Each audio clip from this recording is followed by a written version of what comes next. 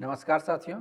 जैसा कि अभी तक हम लोग अपने लेक्चर सीरीज में इस तरीके से हम लोग स्टडी किए हैं कि हम लोग जो भी टॉपिक अभी तक स्टडी करेंगे उसको हम लोग साथ में ही जो प्रीवियस ईयर्स के क्वेश्चन है PYQ जो है उसको हम लोग सोल्व करेंगे। तो उसी को हम लोग कंटिन्यू करते हैं कि अभी तक हम लोग प्रीएम्बल के बारे में स्टडी किए हैं, कॉन्स्टिट्यूएंट असेंबली के बारे में स्टडी किए हैं, सोर्सेस जो हैं कॉन्स्टिट्यूशन के उसके बारे में स्टडी किए हैं। तो एक लेक्चर्स इसके पहले पूर्व में भी PYQ का हुआ, ये सेकंड लेक्चर है, तो हम लोग इसको कंटिन्यू करते हैं। तो फर्स्ट क्वेश्चन है कि प्रीएम्बल ऑफ इंडियन कॉन्स्टिट्यूशन कहाँ से लिया गया। तो हम लोग अपने लेक्चर सीरीज में इस बात का चर्चा किए थे कि USA फर्स्ट कंट्री था जिसने अपना रिटन कॉन्स्टिट्यूशन बनाया और वहाँ पर प्रीएम्बल को अपना पार्ट बनाया। तो यानी USA फर्स्ट कंट्री था। कहीं कहीं पे क्वेश्चन अगर आएगा लैंग्वेज ऑफ कॉन्स्टिट्यूशन के बारे में तो हाँ आपका आंसर जो है ऑस्ट्रेलिया होगा। ठीक है। Question number 2, the concept of union of a state in Indian constitution is derived. भारतीय संविधान में राज्यों का जो संघ का जो अवधारणा है किससे लिया गया। पहले आप समझिए कि यूनियन ऑफ अ स्टेट है क्या। यूनियन ऑफ अ स्टेट जो है हमारे कॉन्स्टिट्यूशन में आर्टिकल 1 में जो है इसको डिस्क्राइब किया गया है। इसका मतलब होता है कि हमारे कंट्री में जितने भी स्टेट्स हैं, ठीक है, उनको यह आप कह सकते हैं स्टेट जो है उनको यह पावर नहीं है कि वो कंट्री से अलग हो सकता है। यानी जो हम लोगों का यूनियन है वह जो है इनरेस्ट्रिक्टेबल है, यानी कि उसको आप कंट्री से बाहर नहीं जा सकते। वही एक दूसरा टर्म होता है फेडरेशन। ठीक है। तो वहाँ जो है जो उसमें शामिल होते हैं उनके इच्छा का भी रहता है और उनको भी इनफ पावर होता है कि वो उससे अपने आप को सीड कर सकते हैं। तो यहाँ पर ये कंसेप्ट नहीं है। यूनियन ऑफ स्टेट यानी इंडिया के केस में क्या है, फेडरेशन वर्ड यूज नहीं करके इसीलिए जो है यूनियन ऑफ स्टेट जो है स्टेट्स यूज किया गया। ठीक है। तो ये कंसेप्ट कहाँ से लिया गया है, ब्रिटिश नॉर्थ अमेरिका के एक्ट से लिया गया। ठीक है। आगे चलते हैं हम लोग। In Indian political system who is supreme. भारतीय राजनीतिक व्यवस्था में सुप्रीम कौन है। तो हम लोग इस बात को बहुत डिटेल से चर्चा किए थे कि जो संविधान है वो क्या है, एक तरीके से सुप्रीम लॉ है। ठीक है। जिसमें क्या डिस्क्रिप्शन मिलता है, उसमें डिस्क्रिप्शन है कि जो गवर्नमेंट होगा उसका स्ट्रक्चर किस तरीके से होगा, कौन सा जो है पॉलिटिकल प्रिंसिपल्स जो है फॉलो होगा, सिटीजन और गवर्नमेंट के बीच किस तरीके का रिलेशनशिप रहेगा। तो इस तरीके का सारा जो आप कह सकते हैं डिटेलिंग कहाँ पर है, कॉन्स्टिट्यूशन में है। और हम लोग यह इस बात का भी चर्चा की है अपने क्लास में कि इंडिया जो है आपका ना ही पार्लियामेंट्री सोवरेंटी, ठीक है, पार्लियामेंट्री सोवरेंटी का कंसेप्ट हम लोग बार बार चर्चा किए हैं कि ब्रिटेन का है, जहां पर कि पार्लियामेंट सुप्रीम है, अगर कोई कानून बना दिया तो वही हो। ले उसी तरीके से अमेरिका में क्या है, जुडिशियल सुप्रीमेसी है, यानी वहां पर जुडिशियली को एक्सट्रीम पावर है और किसी भी कानून को वो नल एंड वाइड जो है घोषित कर सकता है। इंडिया के केस में सिंथेसिस है, यानी इन कुछ अगर आप बेसिक स्ट्रक्चर को चेंज नहीं कर लें तो पार्लियामेंट के पास अमेंड करने का पावर है, यानी पार्लियामेंट्री सुप्रीमेसी का भी आपको देखने को मिलेगा। वहीं जुडिशियल रिव्यू भी है, जहां पर कि पार्लियामेंट अगर किसी भी कानून को कॉन्स्टिट्यूशनल जो प्रिंसिपल है, संवैधानिक जो सिद्धांत है, अगर उसके तहत अगर नहीं रहेगा तो उसको नल एंड वाइड जो है आपको कर देगा। ठीक है।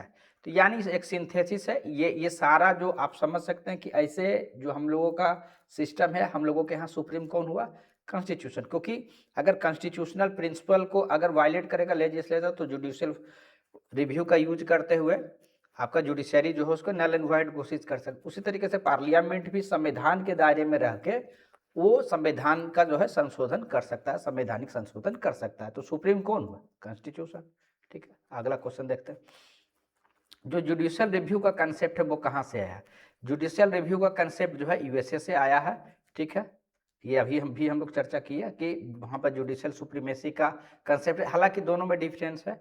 वहाँ जो सिस्टम चलता है, इंडियन कॉन्स्टिट्यूशन जो ड्यू प्रोसेस ऑफ लॉ की बात करता है, यानी कानून से के अंदर जो चीज़ें हैं उसके तहत की बात करता है, जबकि अमेरिका में क्या है, प्रोसीजर एस्टेब्लिश्ड बाय लॉ की बात करता है। ठीक है। हम लोग फंडामेंटल राइट्स में और इसको डिटेल से देखेंगे कि किस तरीके से मेनका गांधी केस के बाद चीज़ें चेंज हुई है, वो हम लोग डिटेल से देखेंगे। यहाँ पर संक्षेप में क्या है कि जुडिशियल रिव्यू का कंसेप्ट कहाँ से लिया गया है, USA से। और अगर इसको समझना चाहिए कि जुडिशियल रिव्यू है क्या, तो ये वह कह सकते हैं जुडिशियरी के पास यानी न्यायपालिका के पास उस तरीके का शक्ति है कि अगर कोई लेजिस्लेचर यानी कोई पार्लियामेंट संसद है इंडिया में या कोई विधान राज्य का कोई लेजिस्लेचर है, अगर संविधान में जो प्रिंसिपल है उसको फॉलो नहीं करते हुए अगर कोई कानून बनाया गया है तो जुडिशरी उसको रिव्यू करेगा और उसको नल एंड वाइड घोषित करेगा।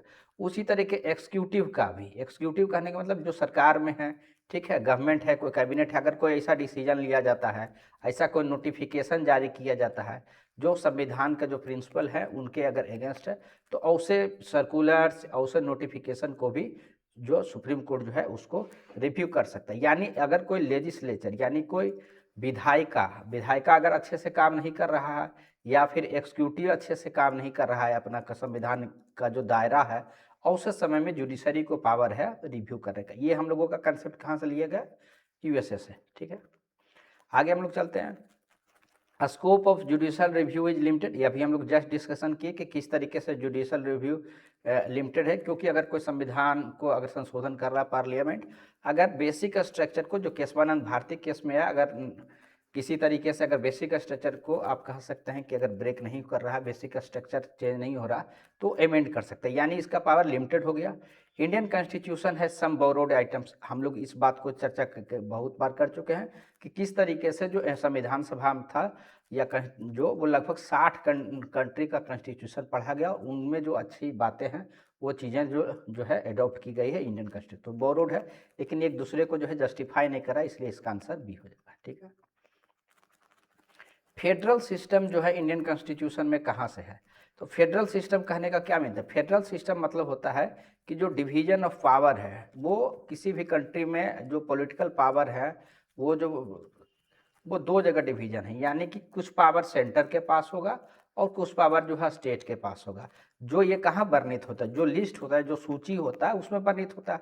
सेंटर लिस्ट में कौन कानून बना, यूनियन लिस्ट में कौन कानून बना सकता है? सेंटर बना सकता है। स्टेट लिस्ट में कौन कानून बना सकता है? तो स्टेट लेजिस्लेचर बना सकता है।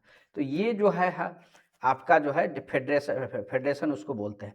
अब इंडिया के केस में जो हम लोग केसी हुयर का जो एक कंसेप्ट है कि क्वाजी फेडरल है, और हम लोगों के यहाँ क्या है, हम लोग इस बात का भी चर्चा किए थे फेडरेशन के बारे में। अगर याद होगा तो हम लोग इस बात का चर्चा किए थे कि फेडरेशन मतलब होता है रिजिड कॉन्स्टिट्यूशन है, रिटन कॉन्स्टिट्यूशन है, सुप्रीमेसी ऑफ जो है कॉन्स्टिट्यूशन है, ठीक है, डिवीजन ऑफ पावर है। तो ये सारे जो फीचर्स होते हैं, बाइकैमरलिज्म है, इस तरीके का फीचर फेडरलिज्म को दिखाता है।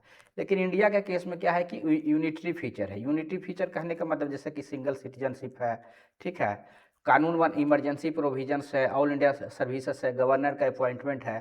तो ये सारे चीज़ें जो है, या फिर देखिएगा सेंटर में अधिक लिस्ट में है, रिसीडिव पावर है। तो ये अब यह दिखाता है कि जो हम लोगों का फेडरेशन है वो सेंटर के तरफ जो झुका हुआ है, यानी कि जो टेंडेंसी है सेंटर के तरफ जो है अधिक पावर है। तो उसको हम लोग के जो कंसेप्ट लिए हैं ये कहाँ से लिए हैं? कनाडा से लिए हैं। ठीक है, याद रखें। उसी तरीके से हम लोग नेक्स्ट क्वेश्चन की तरफ बढ़ते हैं कि the Indian federalism is based on, ये अभी जस्ट चर्चा की कनाडा से, ठीक है, जिसमें कि फेडरेशन तो है लेकिन जो है सेंटर की तरफ आप कह सकते हैं कि मोर पावर है। ठीक है, इंडियन पार्लियामेंट्री सिस्टम, भारतीय जो संसदीय व्यवस्था है, पार्लियामेंट्री सिस्टम मतलब संसदीय व्यवस्था, डिफर्स फ्रॉम ब्रिटिश सिस्टम। कहता है इंडिया जो है किस तरीके से, देखिए इंडिया जो पार्लियामेंट्री सिस्टम है यानी संसदीय जो प्रणाली है कहाँ से अपनाया है? ब्रिटेन से अपना है। लेकिन उसका फीचर्स क्या होता है? उसका फीचर्स अगर आप देखें, मेन फीचर्स क्या होता है?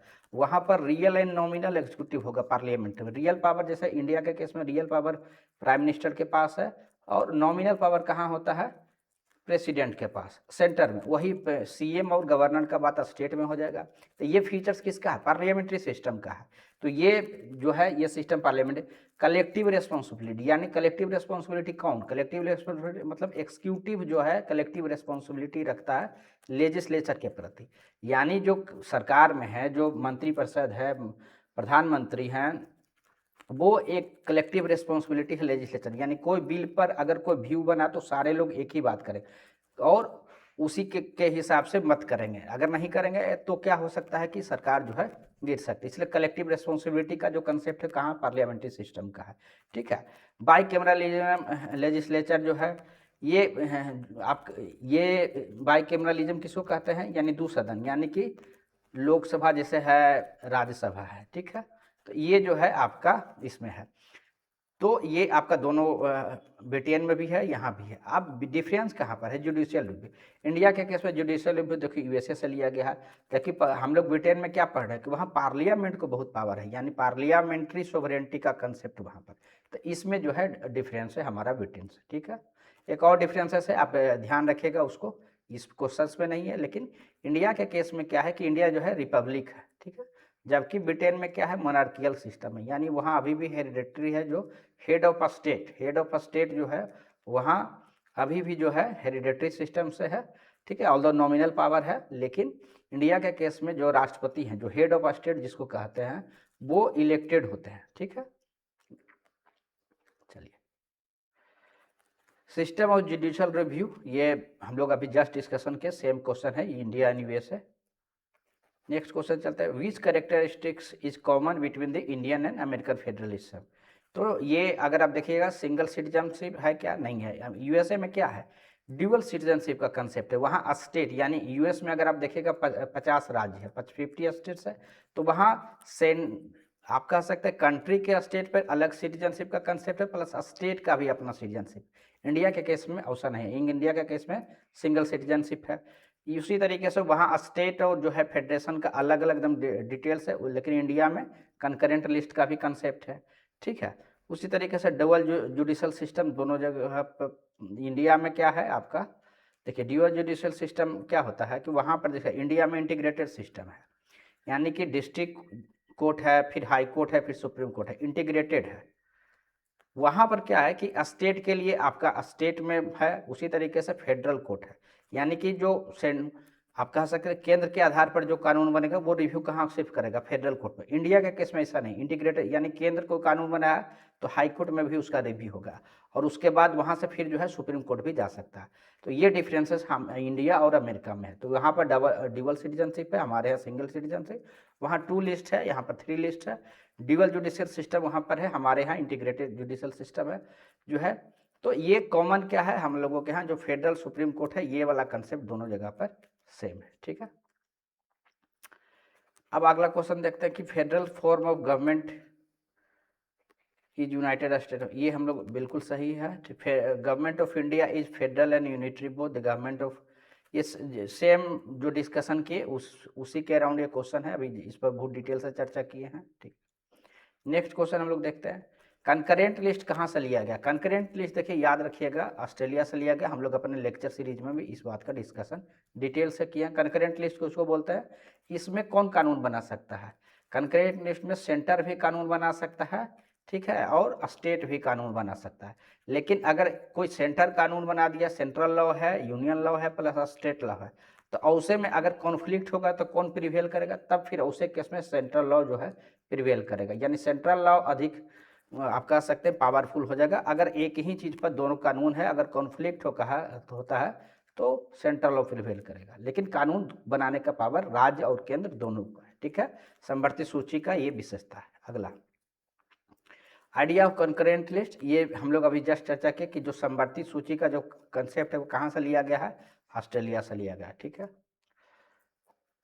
The framers of Indian constitution, भारतीय संविधान निर्माताओं ने borrowed the concept of concurrent list. Same question है, ठीक है, समवर्ती सूची के बारे में, ठीक है। ये भी कंकरेंट लिस्ट से संबंधित है, यानी ये क्वेश्चन समझ सकते हैं कि ये एग्जाम पॉइंट ऑफ व्यू से कितना है, क्योंकि ये क्वेश्चन जहाँ से भी तैयार किया गया है अलग अलग एग्जाम्स में ये क्वेश्चन रिपीट हुआ, यानी ये आप इसको बहुत अच्छे से याद रखिएगा, ये रिपीट होने वाला क्वेश्चन है, ठीक है।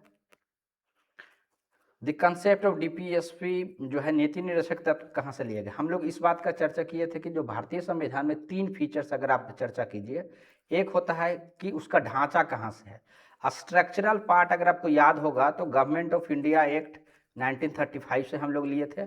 उसके बाद अगर आपको ध्यान होगा जो फिलोसफिकल पार्ट है, जैसे कि फिलोसफिकल कहने का मतलब जैसे हम लोग चर्चा किए थे फंडामेंटल राइट, उसके बाद डीपीएसपी। तो फंडामेंटल राइट्स हम लोग चर्चा किए थे कि यूएसए से लिया गया है, और जो डीपीएसपी है ये कंसेप्ट जो है आयरिश कंसेप्ट है, आयरलैंड से लिया गया। तो ये सेम इसमें है।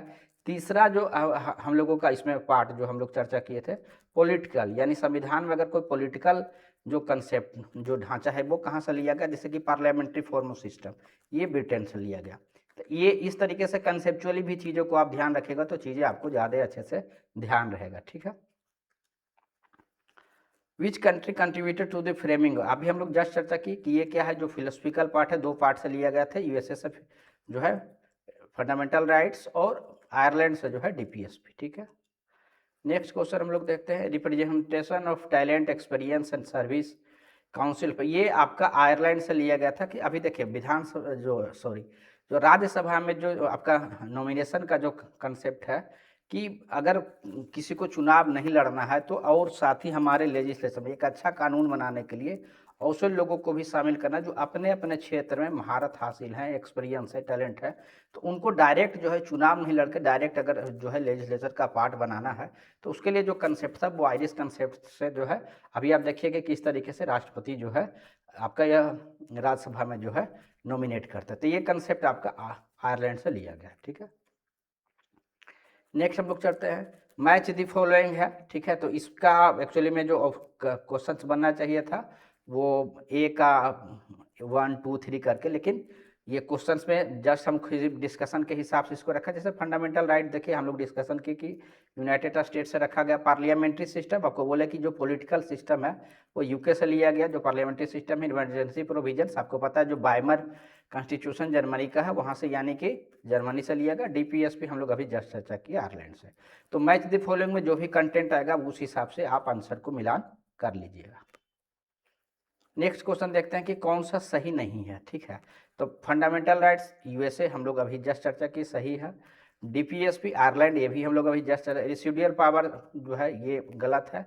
इमरजेंसी प्रोविजन जो है जर्मनी के साथ। तो आप सारी चीज़ें हम लोग जो है डिटेल से जो है हम लोग चर्चा कर चुके हैं, ठीक है। डायरेक्टिव प्रिंसिपल जो है आयरलैंड के साथ ये हम लोग चर्चा कर लिए। Fundamental rights, concurrent list, Indian as a union of state. तो ये सारी चीज़ें जो है आप हम लोग डिस्कशन कर चुके हैं। तो जैसा मैच ऑफ द फॉलोइंग आएगा तो आप उस अनुसार से इसको अरेंज कर ले सकते हैं।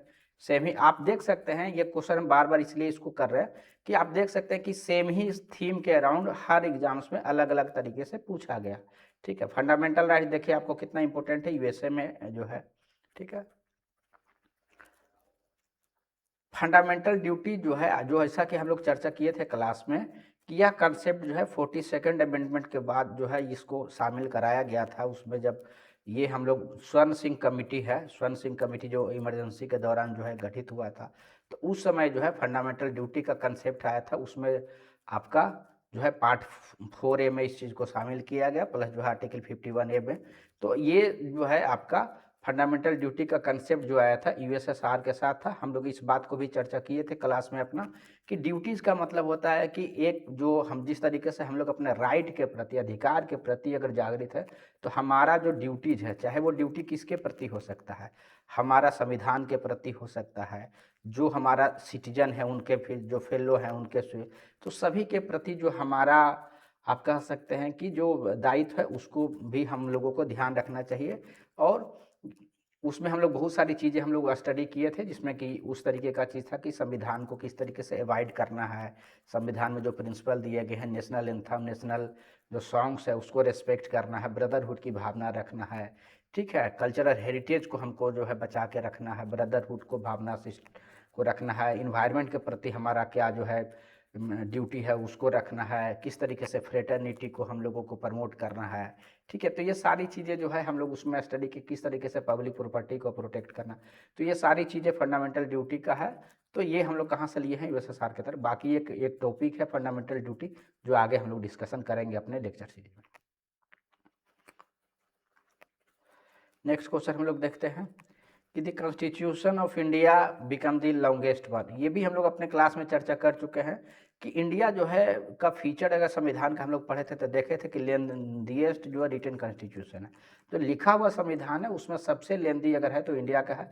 इसका हम लोग कारण भी सब चर्चा किए थे कि उसका कुछ ज्योग्राफिकल कारण है, यानी भौगोलिक कारण क्या है कि बहुत बड़ा वास्ट है, हम लोगों का जो साइज है वो बहुत वास्ट है, ठीक है। यानी इंडिया का साइज भी अगर आप देखिए, प्लस जो है डाइवर्सिटी देखिए, हम लोगों के कंट्री में कितने सारे जो है रिलीजन्स हैं, कल्चर्स हैं, रेस है। तो इन सब के कारण क्या है कि जो है बहुत डिटेल से बनाना पड़ा, सारे जो सेक्शन है सभी के हित का ख्याल रखते, ये एक रीजन रहा। फिर जो है हिस्टोरिकल रीजन्स भी हम लोग चर्चा किए थे कि किस प्रकार से जो मेजर 50% से ऊपर जो सोर्स है गवर्नमेंट ऑफ इंडिया एक्ट से लिए गए हैं।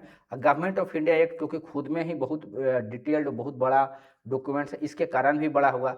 फिर हम लोग यह इस बात का भी चर्चा किए थे कि अन्य कॉन्स्टिट्यूशन में क्या होता है, जो गवर्नेंस का मेन प्रिंसिपल्स होता है वो लिख दिया गया, बाकी एडमिनिस्ट्रेटिव जो चीज़ें हैं वो नहीं लिखी जाती है। जबकि इंडियन कॉन्स्टिट्यूशन में आपको एडमिनिस्ट्रेटिव डिटेल्स भी देखने को मिलेगा, ये भी एक कारण हुआ।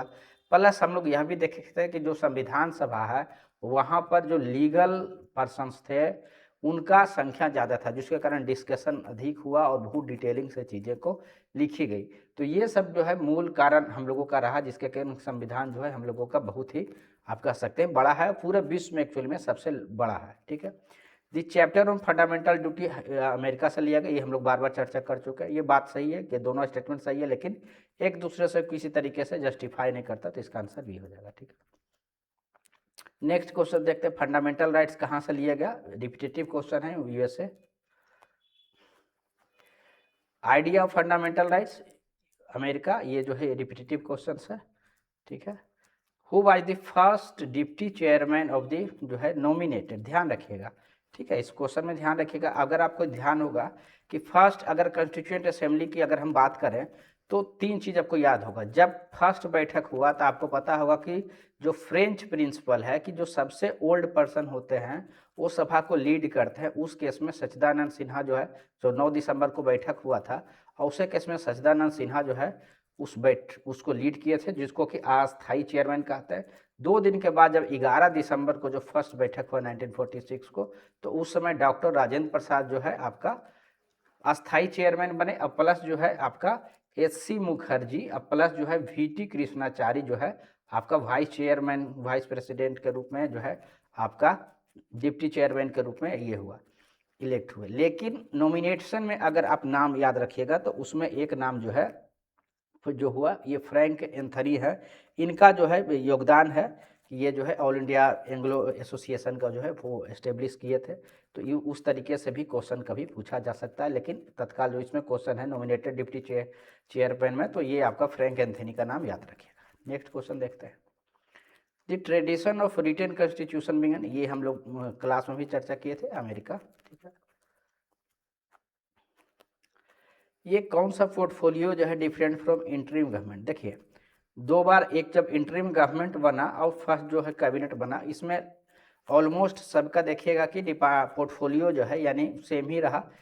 आप जो ऑप्शन इसमें से दिया हुआ, देखिए जगजीवन राम आपको पता है कि लेबर मिनिस्टर थे, ये आपका जब इंटरिम बना था उस समय भी और फर्स्ट कैबिनेट बना उस समय, दोनों में। उसी तरीके से doctor Rajendra Prasad food and agriculture minister थे, फर्स्ट कैबिनेट में भी वही थे, और उसके बाद जो है इंटरिम में भी वही थे। सरदार बलदेव सिंह की बात अगर कीजिएगा तो डिफेंस मिनिस्टर थे, ये आपका इंटरिम में भी वही थे और एक तरीके से उसमें भी वही थे जब फर्स्ट आपका कैबिनेट बना। ठीक है, लेकिन अगर C.H. भाभा की बात कीजिएगा तो ये शुरुआत में जो है माइंस वगैरह देख रहे थे, बाद में जो है इनको कॉमर्स डिपार्टमेंट दिया गया था। यानी C.H. भाभा वो नाम है जिनका कि इंटरिम गवर्नमेंट में जो पोर्टफोलियो था वो चेंज हुआ था। तो कभी कभी इससे भी क्वेश्चन पूछा जाता है। ठीक है, तो इन चीज़ों को आपको एक बार जो आप कह सकते हैं बार बार पूछी जाते हैं, तो आप एक जो भी कैबिनेट फर्स्ट कैबिनेट जो बना है उनके जो भी मिनिस्टर्स हैं हम अपने क्लास में भी डिस्कशन किए, प्लस स्टडी मटेरियल में भी है, आप जरूर उन चीज़ों को ध्यान रखिएगा। जो सोर्सेस है कॉन्स्टिट्यूशन के वो बार बार किसी न किसी तरीके से पूछे जाते हैं। क्वेश्चन देखने से आपको यह जरूर समझ में आ गया होगा कि 3-4 चीज़ जरूर इंपॉर्टेंट रहता है, जैसे फंडामेंटल राइट्स कहाँ से लिया गया, कंकरेंट लिस्ट देखे कि बहुत बार पूछा गया, उसी तरीके से फंडामेंटल ड्यूटीज़ के बारे में रिपीटेटिव क्वेश्चन रहा। पार्लियामेंट्री फॉर्म ऑफ सिस्टम जो है ब्रिटेन से लिया गया वो रिपीटेटिव क्वेश्चन में है। ठीक है, तो वो उसके बाद अमेंडमेंट का जो प्रोसीजर है वो जो है एक लिया जाता है। फिर DPSP का जो है रिपीटेटिव क्वेश्चंस है। तो क्वेश्चंस देखने से क्या होता है कि आपको एक आइडिया रहता है कि किसको हमको प्राथमिकता देना है। बाकी तो और भी जो चीज़ें हैं एक एक कंटेंट जो अगर आप याद रखें तो उतनी अच्छी बात है, लेकिन जो भी टॉपिक आप पढ़ते हैं तो अगर आप उसका प्रीवियस ईयर्स का क्वेश्चंस करते हैं तो आपको अपने पढ़ाई में प्राथमिकता जो है पता चलता है कि हमको किस चीज़ों को प्राथमिकता पर ध्यान देना है। ठीक है, तो बहुत बहुत आप लोगों का धन्यवाद। इस चैनल से जो भी लोग कनेक्टेड हैं उनका बहुत बहुत धन्यवाद। एक रिक्वेस्ट के साथ कि अगर आप इस वीडियो को देख रहे हैं, अगर आपको वीडियो लाइक करते हैं तो काइंडली इसको लाइक, शेयर और सब्सक्राइब कीजिए, अधिक से अधिक लोगों तक पहुंचाइए। और किसी भी प्रकार का अगर आपका पॉजिटिव कमेंट है जो टीचिंग को इम्प्रूव कर सकता है, आपके किसी काम आ सकता है, कोई टॉपिक उस तरीके का आपको लग रहा है किसी भी सब्जेक्ट का, ये पॉलिटी की बात है क्योंकि हम लोग स्टार्ट किए हैं पॉलिटी लेक्चर सीरीज से, तो कंप्लीट करें।